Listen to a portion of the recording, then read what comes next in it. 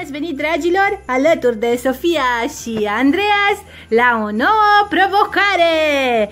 Astăzi vom face un brăduț și vom avea nevoie de o formă decupată de brăduț, câteva decorațiuni. Noi am decupat din o hârtie autocolantă.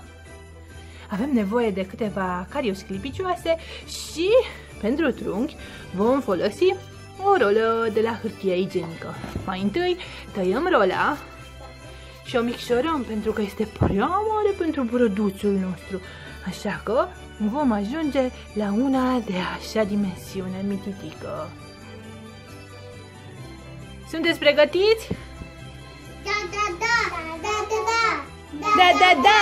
Scudrăm mâinile! Scudrăm mâinile! Bine! Mișcăm degețelele! Batem din palme!